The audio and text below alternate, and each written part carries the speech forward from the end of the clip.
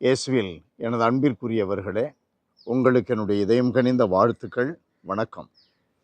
அன்பானவர்களே, ஆண்டவர் இயேசு இன்றைக்கு மிக அருமையான ஒரு பகுதியை நமக்கு சிந்தனைக்கு கொடுக்கிறார். விளக்கை ஏற்றி விளக்கு தண்டின் மீது வைப்பார்கள்,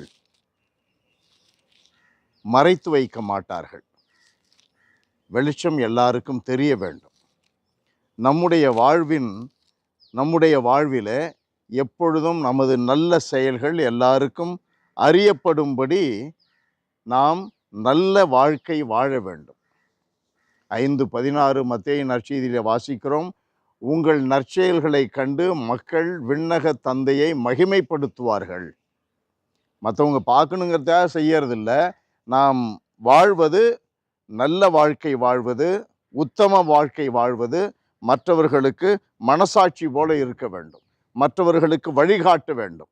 இதுதான் பாதை, இந்த வழியாக செல்லுங்கள் என்று நாம் சொல்லாமல் சொல்லுகின்ற வாழ்க்கை செயல்பாடுகள் நம்முடையதாக இருக்க வேண்டும்.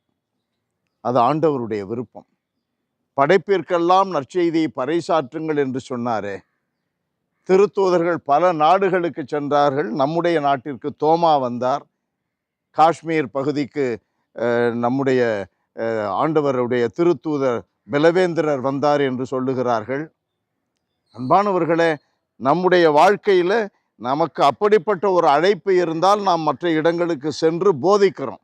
24 மணி நேரமும் போதனையாளர்களாக ஆண்டவருடைய அழைப்பு இருந்தால் நாம் சென்று செயல்படுகிறோம். குடும்பத்திலே இருப்பவர்கள் உண்மையாக நடக்கணும், பிள்ளைகளை கண்டித்து வளர்க்கணும், அடுத்த குடும்பத்திற்கு முன்னுதாரணமாக இருக்கணும். வழிபாட்டில் நாம் முதன்மையிலே இருந்து முழுவதுமாக பயன்பெற்று முழுவதுமாக பங்கு பெற்று பிள்ளைகளுக்கு முன்மாதிரியாக இருக்கணும். மூத்தவர்கள் மற்றவர்களுக்கு வழிகாட்டணும்.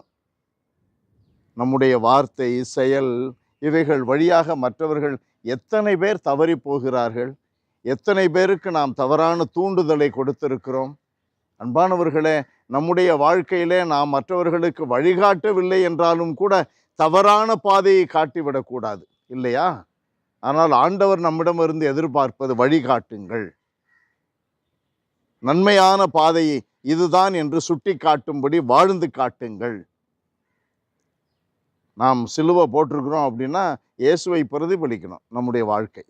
நான் அங்கி போட்டிருக்கிறேன்னா இயேசுவனுடைய ஊழியனுக்குரிய தகுதி என்னுடைய வாழ்க்கை செயல்பாடுகளில் இருக்கணும்.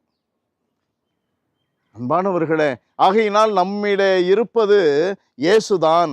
இயேசுதான் நம்முடைய தலைவர், இயேசுதான் நம்முடைய இலக்கு, இயேசுதான் நம்முடைய வழி, அவர் மட்டும்தான் நமக்கு மீட்பு என்பதை நாம் சொல்லாமல் சொல்லுகின்ற செயல்பாடுகள் நம்மிலே இருக்க வேண்டும். உண்மை, நீதி, அன்பு, நேர்மை, சமாதானம் தேடுவது, இவைகளெல்லாம் நம்முடைய வாழ்க்கையின் அடிப்படை தத்துவங்களாக இருப்பது வெளிப்பட தெரிய வேண்டும்.